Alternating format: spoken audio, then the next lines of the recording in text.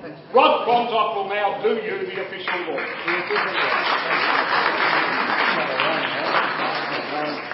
Thank you very much, Peter, and good afternoon and welcome to Trades Hall on a particularly muggy day in the old ballroom. Look, for me, it's a book, obviously, a rare thing these days, and a relic, I suppose, in much the way that Steve is. Now, I grew up, and Steve spent some time in Coburg, and you'll find in the book his time in Coburg. I grew up in Coburg, and I was going to begin by saying that in my childhood, Steve's name was whispered with reverence round the dinner table, but none of us had ever heard of him, and it came as a complete surprise to me when he rang me and said, "I'm Steve and I've written a book," and I said, "Well, congratulations," and I hung up. So, but the book is, leaving aside the quality of the writing, which is quality writing, there's no question about that. Every sentence has a verb. You don't ask for much more than that. This man is a radical man, as you'd understand, and he spent a lifetime on the left espousing unpopular causes and living with the wrong sort of people, but when it comes to the respect for the English language, this man has no peer. And I think that's part of the charm of what would now be called a relic, I suppose, of a bygone time. As we live in an Australia where industrial relations laws are going to take away many of the things that Steve and his generation of older people fought for. And where new terrorism laws will have this book burnt immediately, and Steve will be put away for sedition, as will most of the people in this room.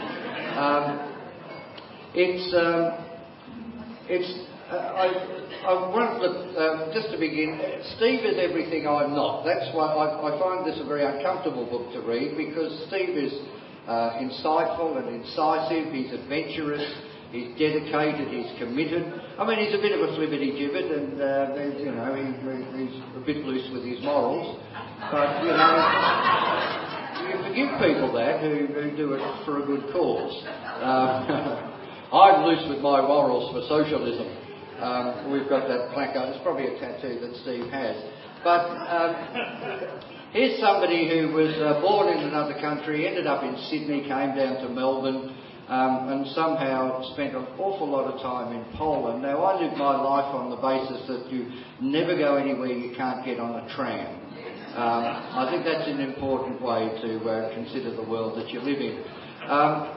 And one of the aspects of the book that touched me really was when Steve moved into the workforce. His background is a Jewish family who no doubt wanted him to be a doctor or a dentist or a psychologist, but he ended up being a compositor. Is that what it's called, a compositor?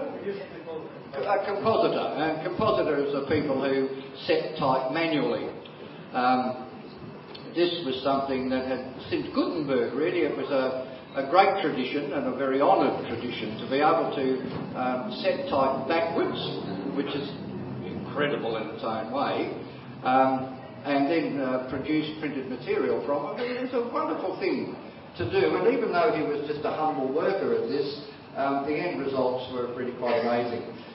He worked for some crooks, but he worked with people who had the spirit of unionism and the working class about them. And so this well-heeled Jewish boy from a very successful Vaucluse... He's the only Jewish boy that wasn't from a well-to-do Vaucluse family. Found himself rubbing shoulders with people who had heard the message of communism and socialism and understood the struggle of the worker.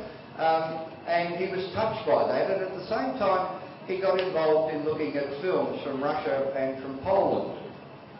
And there's a rather sad thing in the end, and I wanted to actually tell you a bit of a story. I don't tell stories much, but I was in, where was I? The Gold Coast, that's it, that place there with the tall buildings and the narrow beach. And I had to catch a taxi back to the airport, and I caught a taxi back to the airport with a fellow from Russia. Born in Russia, grew up in Russia, educated in Russia, and he was a commercial airline pilot.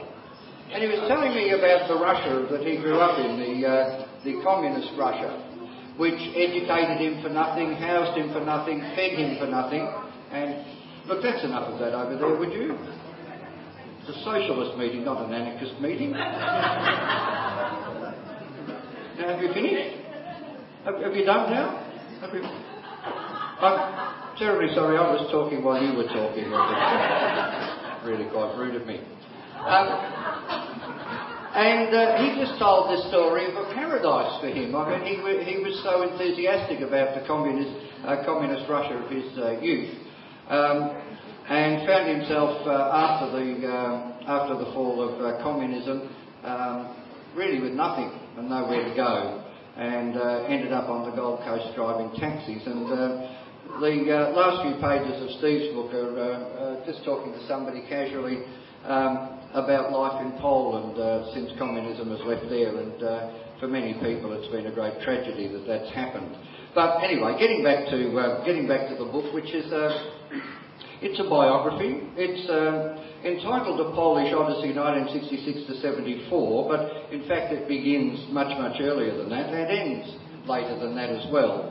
So in every way, it begins with a lie on the cover, and it's very hard to know how much of it really is the truth,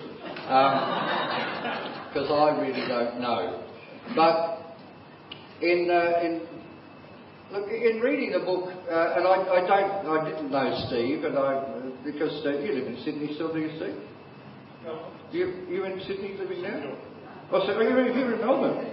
Oh, okay. I would have thought we'd met a lot more often if that was the case. Of course, you're south of the Yarra with the silver tails now.